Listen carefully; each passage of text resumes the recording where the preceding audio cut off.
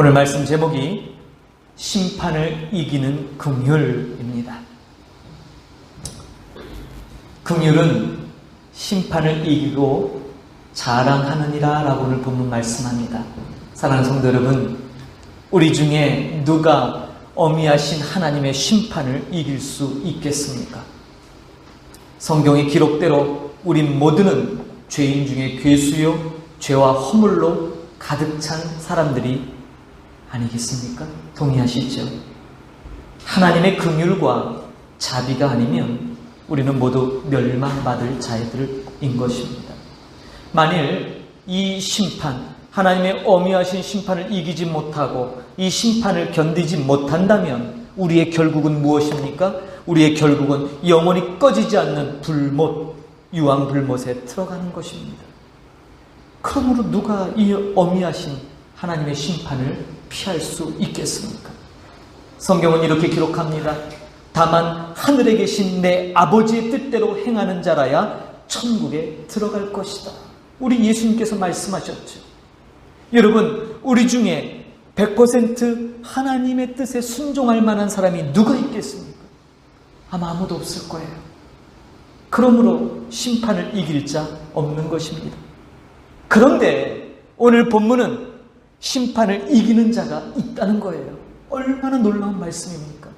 익히 알고 있는 말씀이지만 누구라도 그리스도의 심판대 앞에 서야 할 우리로서는 너무나 감사하고 너무나 희망적인 소망의 메시지인 것이죠. 이것이 바로 복음이요 기쁜 소식입니다. 마음에 너무 와닿는 말씀이죠. 오늘 본문 다시 한번 주목해 보십시오. 같이 다시 한번 읽어볼게요. 긍휼을 행하지 아니하는 자에게는 긍휼 없는 심판이 있으리라. 긍휼은 심판을 이기고 자랑하느니라. 긍휼을 행하지 아니하면 긍휼 없는 심판이 우리에게 있을 것이라고 합니다. 그러므로 심판이라는 것은 긍휼을 행하지 않는 곳에 임하는 거예요. 이스라엘 백성은 애굽에서 노예 생활을 하였죠. 그러던 그들을 그대로 두지 아니하시고 하나님은 은혜로 그들을 구원으로 이끄셨어요. 그런데 출애굽기 모세오경의 율법서들을 보면 이 하나님의 은혜를 잊고도 이스라엘은 끝없이 늘 원망하고 불평하며 하나님 앞에 그러한 불성실한 모습을 보이는 것을 보였습니다. 그래서 성경은 이스라엘 백성들을 향하여 배은망덕하다, 목이 곧은 백성이다 라고 말합니다. 그럼에도 불구하고 하나님께서는 이스라엘 백성들을 버리지 아니하셨습니다. 오히려 그들이 잠깐이라도 회개할 때마다 놀라운 은혜를 베푸시고 용서하셨으며 큰 은혜를 베푸셨죠. 이 이스라엘 백성들의 이 역사 가운데 나타난 이 하나님의 구속의 역사를 보면서 우리는 하나님의 긍휼하심이 무엇인지를 깨닫게 되죠. 좀 더 분명한 예가 성경에 나오지요. 바로 사도 바울을 선택하신 모습이에요. 여러분, 사도 바울, 이 사도 바울을 보면 그는 늘 교회를 박해하고 교인들을 핍박하며 교회를 무너뜨리려고 했던 그러한 죄인 중에 괴수가 바로 바울이었어요. 그런데 하나님께서는 그러한 바울을 선택하셔서 가장 유력하고 가장 큰 쓰임을 받았던 사도로 삼으셨습니다. 바울은 하나님께서 왜 자신을 그토록 구원하시고 선택하셨는지를 깨달았어요. 그리고 그는 그 이유를 성경의 기록으로 남겼어요. 함께 좀 볼까요? 디모데 전서 1장 16절. 그러나 내가 긍휼을 입은 까닭은 예수 그리스도께서 내게 먼저 일체 오래 참으심을 보이사 후에 주를 믿어 영생 얻을 자들에게 본이 되게 하려 하심이라. 할렐루야. 얼마나 놀라운 고백입니까? 바울이 자기를 볼 때 자기는 도저히 쓰임받을 자격이 없는 사람이에요. 그런데 그럼에도 불구하고 하나님이 긍휼을 베푸시고 자기를 사용한 까닭은 바로 뒤에 올 그 믿음의 후사들, 그 믿음의 사람들에게 본이 되게 하려고 자기에게 그렇게 하나님이 큰 은혜를 베푸셨다는 사실이죠. 하나님은 죄인 중에 괴수 이 바울을 통해 하나님의 긍휼을 여러 세대 가운데 나타나기를 원하셨어요. 그래서 악한 죄인들도 이 바울을 바라보면서 하나님의 긍휼을 기대하게 됐다는 것이죠. 사랑하는 성도 여러분, 긍휼은 하나님의 성품입니다. 긍휼은 히브리어로 라함이라고 말씀드렸어요. 라함. 이 라함이라는 말, 이 단어는 여성의 자궁과 연결된 의미의 단어입니다. 즉 어머니가 태아의 아기, 그 아기의 숨소리, 움직임을 감지하며 너무나 사랑스럽고 소중히 여기는 그 감정, 그것이 바로 긍휼의 원천이 되는 감정이에요. 라함. 하나님의 긍휼하심이 아니었다면 우리는 구원받을 수 없습니다. 하나님이 우리 모두에게 이 라함, 엄마가 그 뱃속의 태아에게 느꼈던 그 어쩌면 자기 생명과도 바꿀 수 있는 그러한 사랑스럽게 여기는 그 마음을 저와 여러분에게 베푸셨다는 사실이에요. 그런데 여러분, 우리가 그러한 하나님의 긍휼을, 그러한 하나님의 그 사랑하시는 마음을 잊어버리고 다른 사람들에게 비난하고 비평하고 엄격히 대한다면 그것은 얼마나 큰 모순이겠습니까? 하나님은 긍휼을 입는 자마다 마땅히 하나님의 긍휼을 드러내야 되는 거예요. 그게 오늘 본문의 말씀이죠. 저는 미국을 가보지 않았지만 그 미국 뉴욕이라는 대도시가 있잖아요. 여기에 일반적으로 비행기를 타고 미국의 이 뉴욕에 가면 케네디 공항, 케네디 국제공항에 도착하지요.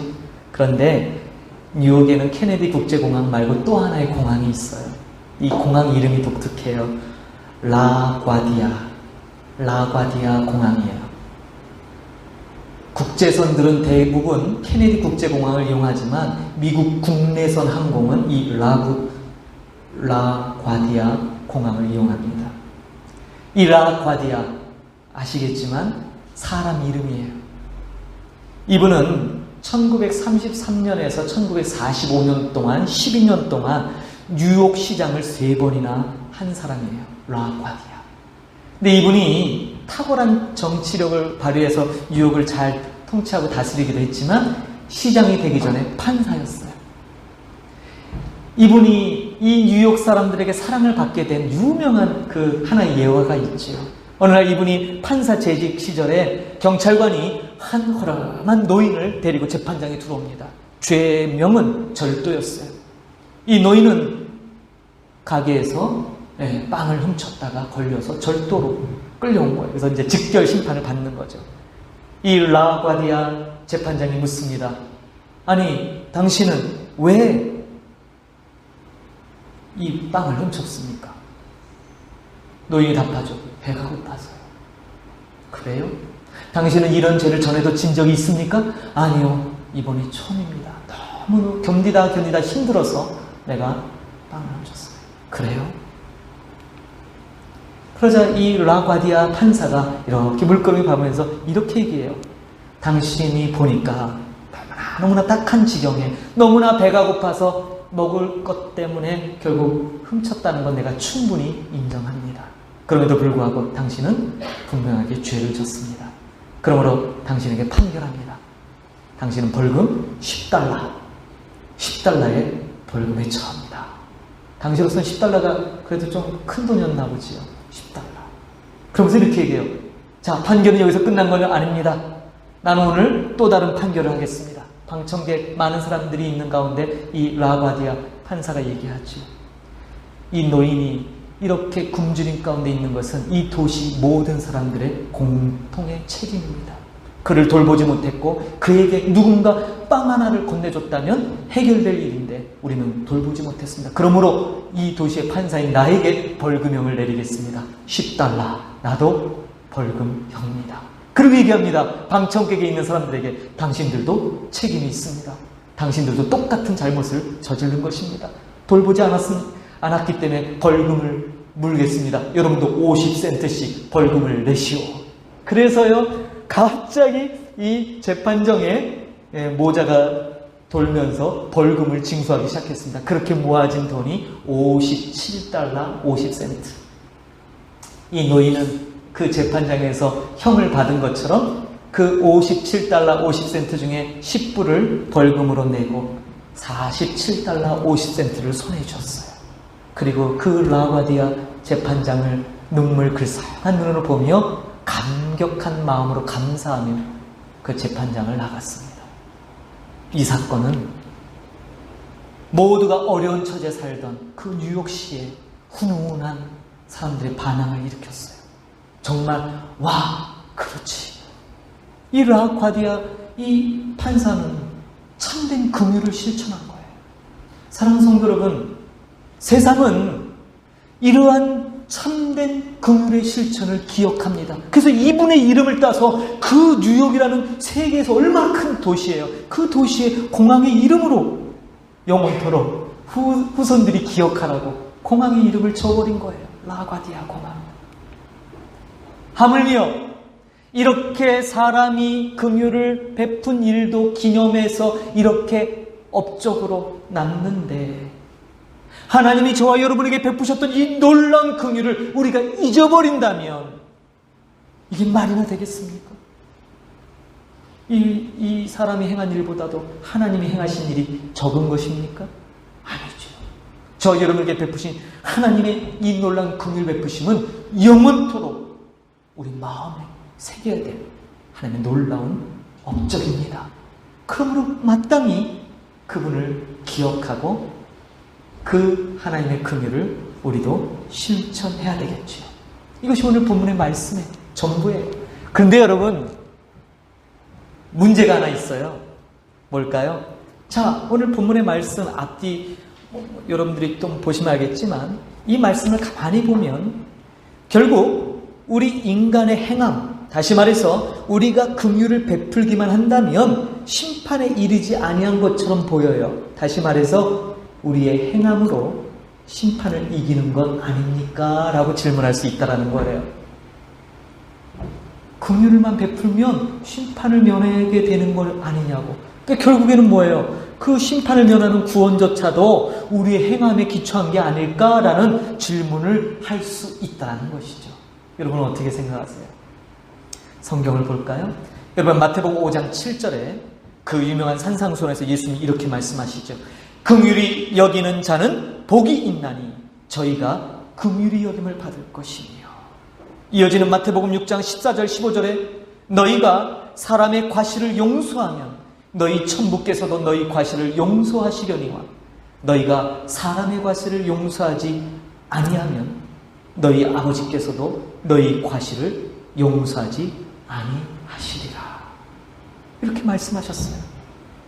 자, 이 두 곳의 말씀을 보자면 인간이 먼저 긍휼히 여기는 이러한 선행 조건이 있어야만 긍휼을 받는다라고 성경은 기록해요. 그렇다면 거꾸로 과연 당당하게 하나님 앞에 나 긍휼을 베풀었으니 하나님 내게 긍휼을 베푸시는 것 당연한 거죠 라고 얘기할 수 있는 사람이 몇이나 될까요? 산상수훈을 가만히 보십시오. 마태복음 5장에서 7장까지 나오는 모든 예수님의 가르침을 가만히 보면 나의 힘, 여러분의 힘으로 성취할 게 몇 개나 있을 것 같으세요? 내일에 대한 염려하지 말라는데 우리 내일에 대한 염려 안 합니까? 하시잖아요. 범죄한 눈, 한쪽 눈 빼어버리라고 하는데 죄질 때마다 눈 빼시는 분 계세요? 손이 범죄하거든 찍어내버리라, 발이 범죄하면 잘라버리라 했는데 그런 분 계시냐 이 말이에요. 오른밤 칠 때 왼밤도 이렇게 갖다 대는 분 계셔요? 속옷 가지고자 하는 자에게 겉옷까지 내어주시는 분 계시냐 이 말이죠. 나에게 도움을 구하는 자에게 기꺼이 불편을 감수하며 도움을 베푸시는 사람이 얼마나 많이 있는가. 이 말씀을 보면 결국 우리는 하나의 결론에 이르죠. 주여 나를 긍휼히 여겨 주소서. 아멘. 이렇게밖에 고백할 수 없는 거예요. 이해되시죠? 그러므로 여기에 우리는 감히 나는 하나님 앞에 긍휼을 받을 자격이 있습니다. 내가 긍휼을 베풀었기 때문에 하나님 나에게 긍휼을 베푸셔야죠 라고 얘기할 수 있는 사람은 없다라는 결론에 이르는 거예요. 선행 조건처럼 보이지만 결국 이 긍휼은 하나님의 성품, 하나님으로부터 기인됨을 깨닫게 되죠. 마태복음 9장 12절 13절에 예수님이 이렇게 우리에게 가르치십니다. 예수께서 들으시고 이르시되 건강한 자에게는 의원이 쓸데없고 병든 자에게라야 쓸데있느니라. 너희는 가서 내가 긍휼을 원하고 제사를 원치 아니하노라 하신 뜻이 무엇인지 배우라. 내가 의인을 부르러 온 것이 아니요 죄인을 부르러 왔노라 하시니라. 할렐루야. 그렇습니다. 우리 주님이 말씀하신 이 말씀 가운데 참된 긍휼의 속성이 다 들어가 있어요. 하나님은 긍휼에 풍성하신 분이시죠. 마태복음 18장의 하반절에 보면 유명한 비유가 나오죠. 어제도 제가 우리 성경 나눔, 말씀 나눔 시간에도 이 말씀을 들었어요. 예수님이 가장 경멸하신 듯한 마음가짐을 갖고 들었던 비유가 바로 이거죠. 바로 1만 달란트 빚진 자의 비유입니다. 한 사람이 왕에게 1만 달란트 빚을 졌어요. 측량할 수 없는 천문학적인 액수죠. 영원토록 이래도 갚지 못합니다. 그래서 뭐예요? 이 사람이 갚지 못한 대로 뭐예요? 자기가 갚을 수 있도록 기회를 달라고 합니다.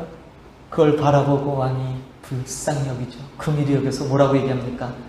그를 놓아주어라. 풀어줍니다. 그렇게 도저히 갚을 수 없는 빚을 탕감받은 사람, 근데 이 사람이 나와서 가다가 자기에게 100데나리온, 한 3개월치 월급 빚진 자를 만나서 뭐예요? 빚을 갚으라! 종용하죠. 조금만 기다려주세요. 애원하니까 뭐예요? 그 사람을 잡아 흔들면서 빚 안 갚으면 너 옥에 가둘 거야. 가둬버려요. 그리고 그 소식이 1만 달란트 빚을 탕감한 그 어미하신 왕 귀에 들립니다. 저를 잡아다 옥에 가다가 빚 하나까지 다 갚을 동안 그 옥에 갇혀 있으리라.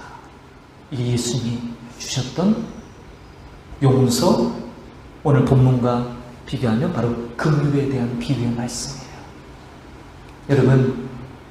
여러분은 어떠시겠습니까? 우리가 너무나 많이 들었던 말씀이고 너무나 많이 회자됐던 우리 뇌리에 잘 알고 있는 말씀이죠. 중요한 것은 사랑하는 성도 여러분, 이 말씀을 여러분 삶 가운데 얼마만큼 실천하셨느냐라는 것이에요. 하나님께서 우리를 그토록 긍휼히 여기셨는데 우리가 다른 형제를 긍휼히 여기지 않는다면 말씀대로 하나님도 우리를 긍휼히 여길 수 없지요. 그러므로 우리는 긍휼에 풍성하신 이 하나님으로부터 너무나 큰 긍휼을 입었기 때문에 다른 사람에게도 긍휼을 베푸는 것은 너무나 당연한 일입니다. 그런데 그러하지 못하는 우리의 연약함, 우리의 악함, 그 모습을 깨닫게 되는 것이죠. 긍휼은 죄인을 바라보시는 하나님이십니다. 하나님은 긍휼의 하나님이시죠. 십자가는 죄인들을 긍휼히 보시는 하나님의 이 사랑의 마음의 결정체일 거예요. 죄인을 향하여 긍휼을 베푸신 그 하나님 사랑의 확증, 로마서의 기록처럼 그 하나님의 그 사랑하심을 확증하셨죠. 십자가에서. 긍휼의 마음은 사랑의 마음이에요. 긍휼의 마음은 바로 예수 그리스도의 마음입니다. 긍휼의 마음으로 살면 그래서 심판을 이기게 됩니다. 사랑은 율법의 완성이죠. 예수님께서 말씀하셨습니다. 내가 너희를 사랑한 것 같이 너희도 서로 사랑하라. 이 세 계명의 말씀, 예수님이 우리를 긍휼히 여겨주셨듯이 우리도 이웃을 긍휼히 여기며 살아갈 줄 믿습니다. 그러므로 제가 금요 철야 가운데 함께 나누는 기도 제목 가운데 갑자기 이 말씀 떠오르며 강하게 오는 게 뭐예요? 과연 제가 언젠가도 비유를 드렸죠. 선교지에서 선교지를 이탈하거나 선교지를 철수하는 이유 1번 뭡니까? 선교사님들 대답해 보세요. 사역이 힘들어서요? 정부가 핍박해서요? 아니요. 동료 선교사와의 갈등이에요. 동료 선교사와의 갈등. 저는 오늘 이 말씀을 준비하며 과연 우리는 다른 사람 차치하고라도 하나님의 일을 함께 한다는 우리 동료 선교사, 동료 사역자들을 바라보는 우리의 눈은 어떤 시선으로 바라보고 있을까? 정말 주님이 주셨던 이 라함, 정말 그 태아의 아기의 숨소리를 느끼고 그 움직임을 감지하며 너무너무 사랑스러워서 그 사랑에 기인한 어떤 것도 감싸고 용서해 줄 만한 그 마음, 그 긍휼의 마음을 지니고 바라보는가, 아니면 긍휼도 없고 사랑도 없는, 그저 오직 공의만 외치는, 오직 정의만 부르짖는, 오직 나의 옳다라는 규정만 내세우는 그런 눈으로 바라보고 있는 건 아닌가. 지난번에 말씀드렸죠. 비방하면 몇 명 죽인다고요? 예, 3명. 비방하는 즉시 3명이 죽어요. 첫째, 비방하는 본인, 비방을 듣는 당사자, 그리고 뭐예요? 비방의 대상. 그러니까 벌써 이 비방이 나오는 순간 3명이 같이 그냥 쌍으로 죽는 거예요. 사랑하는 성도 여러분, 오늘 우리 이 놀라운 말씀, 본문, 긍휼을 행하지 아니하는 자에게는 긍휼 없는 심판이 있으리라. 이것을 기억하십시오. 긍휼은 심판을 이기고 자랑합니다. 왜냐하면 그것은 하나님으로부터 기인된 것이기 때문이에요. 사도 바울의 고백처럼 왜 나 같은 이 죄인 중의 괴수, 흉악한 나를 왜 하나님이 선택하시고 이렇게 놀라운 하나님의 일꾼을 쓰셨는가? 하나님이 이 아름다운 덕을 오고 오는 모든 믿음의 세대에게 이 하나님의 긍휼하심을 나 같은 사람에게도 긍휼을 베푼다면 긍휼을 받지 못할 사람이 없겠구나. 사랑하는 성도 여러분, 여러분이 그렇게 사십시오. 여러분이 그 모델로 살아간다면 적어도 우리 삶 가운데 나를 비롯한 내 주변에 있는 사람들에게 그 예수님이 베푸셨던 긍휼이 실천되어진다면 우리의 삶이, 그리고 우리의 사역이 얼마나 풍성하고 아름다워지겠습니까? 하나님이 저와 여러분에게 꿈꾸는 바가 바로 오늘 이 본문의 말씀인 줄 믿습니다. 결단하십시오. 긍휼, 이 하나님의 마음을 품으시고 그 은혜를 구하는 저와 여러분 되기를 주님의 이름으로 축복합니다. 아멘. 그래서 오늘 우리 결단의 찬양은요, 물론 긍휼의 찬양이지만 이 모든 긍휼은 십자가에서 연유된 것이죠. 그 하나님의 긍휼하심의 확증이 십자가에 나타났죠. 그래서 우리가 잘 아는 찬송가 303장을 같이 나눌까 합니다. 날 위하여 십자가에. 우리 같이 이 찬양, 결단의 찬양을 올리며 함께 결단의 기도를 올리겠습니다. 다 같이 일어나셔서 우리 결단의 찬양합니다. 날 위하여 십자가에.